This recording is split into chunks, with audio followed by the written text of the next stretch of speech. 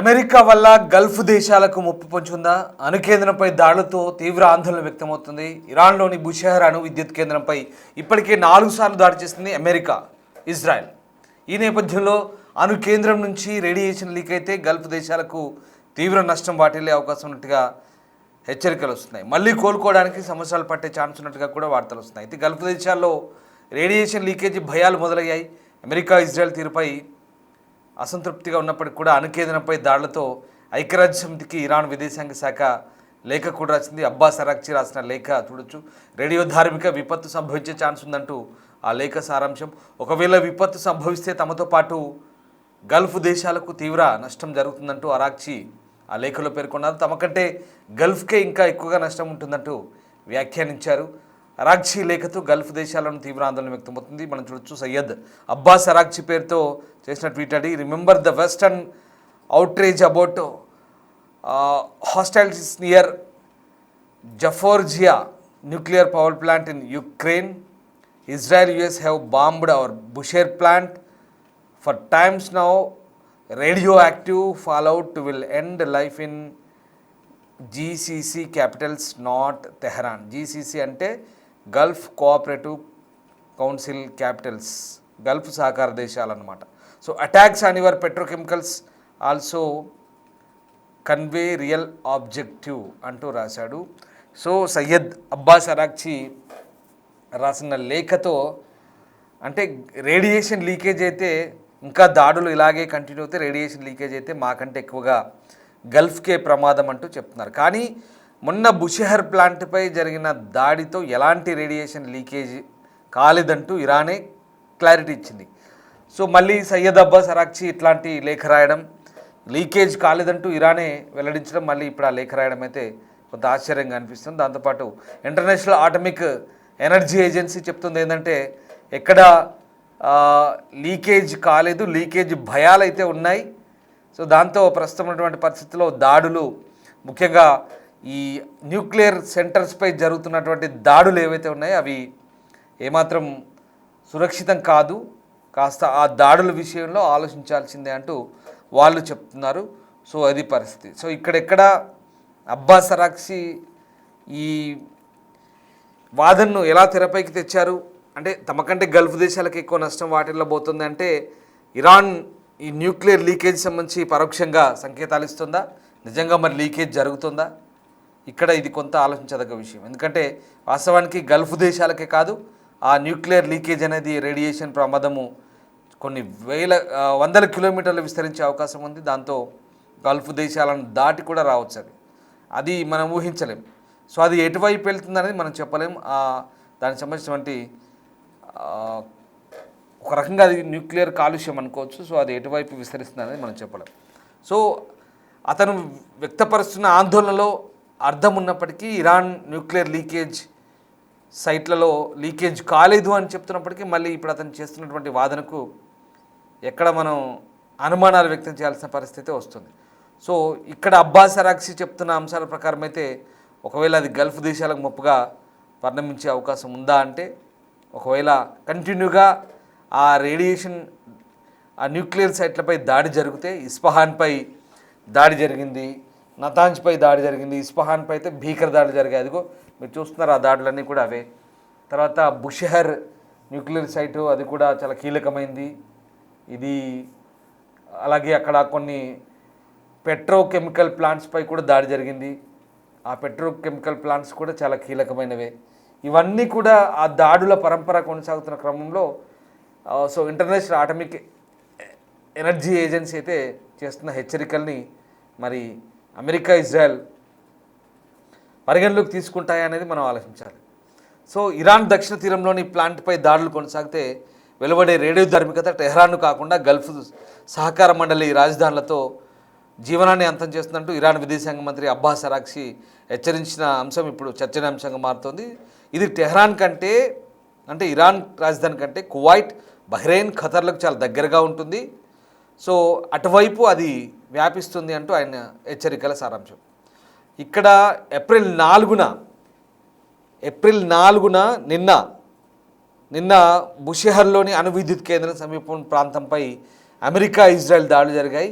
ఈ దాడుల ప్రభావానికి గురయ్యే ఏవైనా రేడియో ధార్మికత తీవ్ర పరిణామాలు ఇరాన్ గల్ఫ్ పొరుగు దేశాలపై పడతాయంటూ ఆ విదేశాంగ మంత్రి హెచ్చరిస్తున్నారు. సో మీరు చూస్తుంది అవి మొన్నటి ఇస్ఫహాన్ దాడులు, ఇప్పుడు బుషెహర్ దాడులకు సంబంధించిన లేటెస్ట్ విజువల్స్ కూడా మీకు చూపిస్తాం. సో నిన్న ఇదిగో ఇది బుషెహర్ ప్రాంతంలో జరిగిన నిన్నటి దాడికి సంబంధించిన దృశ్యాలు. బుషెహర్లో అలాగే రేడియో ధార్మిక ప్లాంట్లో అలాగే పెట్రోకెమికల్ స్థావరాలపై జరిపిన దాడులకు సంబంధించిన దృశ్యాలు అవి. సో ఆ ప్రాంతంలో జరిపిన దాడులతో చాలా డ్యామేజ్ అయితే అయింది. సో అక్కడ నిన్న బుషెహర్ అణు విద్యుత్ కేంద్రంలో జరిగిన దాడిలో ఒక గార్డు మరణించారు.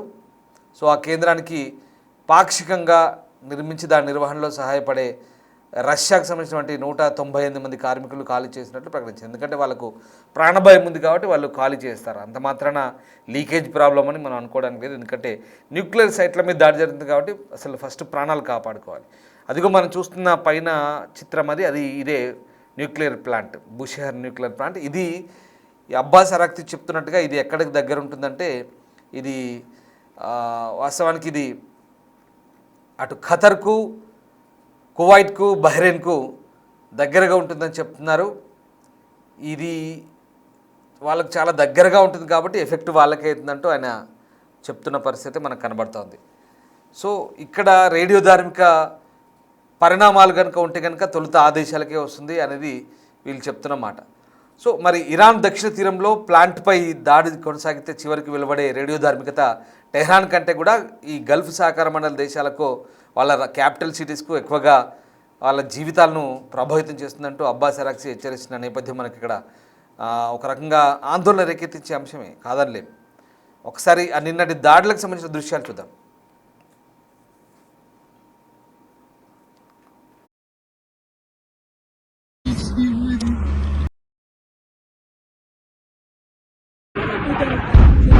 قصف المقر مالنا، قصف المقر مال لواء 57 الحج الشعبي قيادة حج الانبار.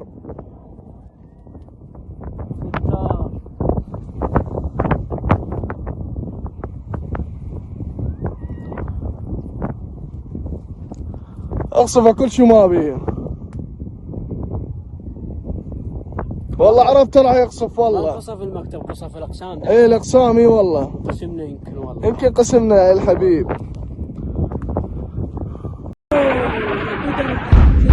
قصف المقر مالنا، قصف المقر مال لواء 57 الحج الشعبي قيادة حج الانبار. సో బుషెహర్ అనేది టెహ్రాన్ రాజధాని కంటే అంటే ఇరాన్ రాజధాని టెహ్రాన్ కంటే కువైట్, బహ్రెయిన్, ఖతర్లకు దగ్గరగా ఉందని జియోగ్రాఫికల్గా మనకు ఆయన చెప్తున్నటువంటి హెచ్చరిక. సో అంతర్జాతీయ అణుశక్తి సంస్థ ఇందాక నేను చెప్పినట్టుగా IAEA ఏం చెప్తుంది, దాని అధిపతి రఫేల్ గ్రోస్పీ అంటే ఆయన ఏం చెప్తున్నారంటే ఆ ప్రదేశంలో రేడియేషన్ స్థాయిలు పెరిగినట్లయితే ఎట్లాంటి నివేదికలు లేవంటే ఆయన చెప్తున్నారు. అయినప్పటికీ కూడా దాడి మీద ఆందోళన వ్యక్తం చేశారు. ఇటీవలి వారాల్లో ఇది 4వ ఘటన అని కూడా ఆయన చెప్తున్నారు. సో అణు విద్యుత్ కేంద్రాల స్థావరాలపై కానీ సమీప ప్రాంతాలపై కానీ ఎన్నడూ దాడి చేయకూడదంటూ వాళ్ళు హెచ్చరిస్తున్నారు. సో తెహ్రాన్పై కూడా మరిన్ని దాడులు జరిగితే అక్కడ ఆకాశాన్ని దట్టమైన బూడిద రంగు పొగ కమ్మేయడానికి కూడా కొంతమంది చూశారు. ప్రస్తుతం పరిస్థితులు చాలా కష్టంగా ఉన్నాయి. 6 గంటల ముందు కూడా ప్రణాళిక వేసుకోలేకపోతున్నామంటూ అక్కడి కొంతమంది చెప్తున్న పరిస్థితి. సో మనం నిజంగా ఏం చేయలేం, పరిస్థితిని మార్చే శక్తి మనకు లేదంటూ కొంతమంది అక్కడ వ్యాపారులు చెప్తున్నారు. ఆ రకంగా ప్రస్తుతం అంటే ఇక్కడ ఈ కొత్త దాడులకు సంబంధించి ఎప్పుడు ఎవరు ఎట్లా ప్లాన్ చేస్తున్నారో అర్థం కాని పరిస్థితి. సో డ్రోన్ దాడి అటు గల్ఫ్ దేశాలపై బహ్రెయిన్, కువైట్, ఇవాళ కువైట్పై తాజాగా వాటర్ ప్లాంట్, విద్యుత్ ప్లాంట్పై విడిచిపడింది ఇరాన్. సో రకరకాల రిటాలియేషన్ స్ట్రైక్స్ ఉన్నాయి. అటు వీళ్ళ మీద ఈ జాయింట్ స్ట్రైక్స్ అవుతుంటే ఇజ్రాయెల్, అమెరికా అటు వాళ్ళు చేస్తున్నారు. సో అది పరిస్థితి. నెల రోజుల క్రితం అంటే ఇప్పుడు ఇది 37వ రోజు దగ్గర నెల రోజుల పైన అవుతుంది ఇజ్రాయెల్ యుద్ధం చెలరేగింది. ఇరాన్పై అమెరికా ఇజ్రాయెల్ యుద్ధం. ఈ దాడుల్లో అలీ ఖమేనీ మరణించారు. ప్రతీకార దాడులు మొదలయ్యాయి. పశ్చిమాసియా అంతటా వ్యాపించాయి. ప్రపంచ ఆర్థిక వ్యవస్థను దెబ్బతీశాయి. మరి ఇదంతా ఒక ఎత్తు అయితే ఇప్పుడున్నటువంటి పరిస్థితుల్లో సరే దాడులు, ప్రతి దాడులు, ఈ మాటల యుద్ధం, నేతలు ఒకరిపై ఒకరు బెదిరింపులు ఇవన్నీ ఒక ఎత్తు అయితే, మిసైళ్ళు, డ్రోన్ల వరకు ఒక ఎత్తు అయితే, ఒకవేళ నిజంగా రేడియేషన్ లీకేజ్ అయితే కనుక పరిస్థితి తీవ్రంగా ఉంటుందన్న దాంట్లో వాస్తవం, కాదనలేని వాస్తవం. కానీ ఎక్కడా లీకేజ్ అయినట్టుగా ఇప్పటివరకు నిర్ధారణ లేదు. భూగర్భ కేంద్రాల్లో 480 కిలోల పైగా శుద్ధి చేయబడిన యురేనియం ఉందని ఆరోపిస్తుంది అమెరికా. సో ఈ గొడవంతా దానికోసమే, అసలు యుద్ధం అంతా దానికోసమే. ఆ యురేనియంని తమకు అప్పగించమంటూ అమెరికా కోరుతోంది. సో న్యూక్లియర్ వెపన్స్ లేని దేశంగా ఇరాన్ ఒప్పుకుంటే, తమంతా తాము ముందుకు వస్తే, లేదా తాము ఆ రకంగా చేయగలిగితే ఇక దాంతో మాకు అవసరం లేదు, ఇరాన్ వదిలేస్తామంటున్నారు. యుద్ధం అంతా కూడా దాని గురించి జరుగుతుంది. ఒకవేళ ఇంకా ఎన్ని రోజుల పాటు జరుగుతుందని చెప్పలేం. అది జరిగేదాకా ఈ 48 గంటల, ఫైనల్గా చెప్తాను, ఈ 48 గంటల డెడ్ లైన్ కూడా దగ్గరకు వస్తుంది. ఆల్రెడీ 24 అవర్స్ అయిపోతుంది, నాకు తెలిసి ఇంకొక 24 అవర్స్ ఉంది. ఈలోపు ఒప్పుకుంటే దిగొస్తే దిగి వచ్చినట్టే, లేదంటే మీకు ఖచ్చితంగా వినాశనం తప్పదు, ఇక భయంకరంగా ఉంటుంది పరిస్థితి అంటూ ట్రంప్ హెచ్చరిస్తున్నారు. మరి ఈ పర్యవసానాలు ఎలా ఉంటాయనేది ఇక మనం ముందు చూడాల్సిందే.